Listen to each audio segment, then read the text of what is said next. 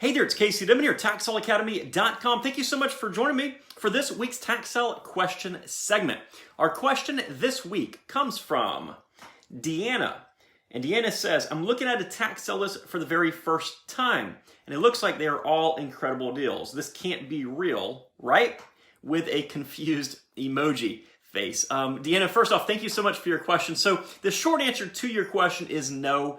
Absolutely not. Not everything's a fantastic deal, right? When you're looking at a tax sale list, on the surface, what you're likely seeing is some basic property information and some opening bid amounts. There might even be some great photos of a property that might or might not actually represent what is being sold. So unfortunately, looking at just those two things, the basic property description along with the opening bid amount, can be extremely misleading, and it does not tell the entire story. Now, don't get me wrong, I completely believe that tax sale investing is going to be the best way to purchase properties at below market rates. That's why I'm in the business, right? But it does go much further beyond the list itself. First off, if you're looking at an auction list where the opening bid amount is listed, you're seeing just that, the opening bid. Now, sometimes properties will sell for those opening bid amounts. Other times they might sell for 10 or 20 times that amount. So keep that in mind. Now, beyond that, the property is usually going to be the primary concern that you must look into. It goes beyond just the address or the photo. When you look at a tax sale list, there's going to be a much higher concentration of valueless properties when you compare it to any other types of real estate available. So in other words, if you look at a list from the MLS or Zillow, for example, or even a bank foreclosure list, when you compare that list to a tax sale list, the tax sale list is going to have a much, much higher percentage of properties that you can't do anything with, or properties that are just going to be outright money pits. So let me give you a few examples. I saw an island one time sell for $92,000. Not bad for an island if you want an island. I mean, it sounds kind of cool, right? Unfortunately, that island was completely submerged when the water in that area was at high tide. Not exactly the best way to drop close to $100,000, in my opinion. Now, I've also heard and I've seen and even spoken to multiple people who have purchased what I refer to as air condos. In some areas, what will happen is a developer of real estate will file all the documents to build a condominium building, gets all the approvals, all that good stuff.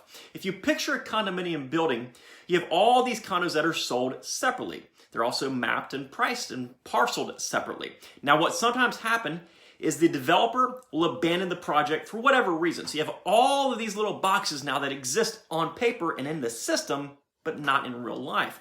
So you could very well be purchasing a second-story condo in a building that doesn't exist. The result is you now have a tax bill and nothing else, right? Or how about the old gas station or the old factory that was abandoned years ago and has a contaminated soil underneath it now? It looks fine until after you buy it, and then it seems like you were the only one in the world that didn't realize it was contaminated, and now it is your responsibility to clean up. Other examples could include properties with like crazy high HOA dues or crazy high taxes or condemned properties, slivers of land, landlocked properties, unbuildable properties, wetlands, swamplands, easements, conservation lands that prohibit building, and all sorts of other properties that come with nice little tax bills but don't hold a whole lot of value.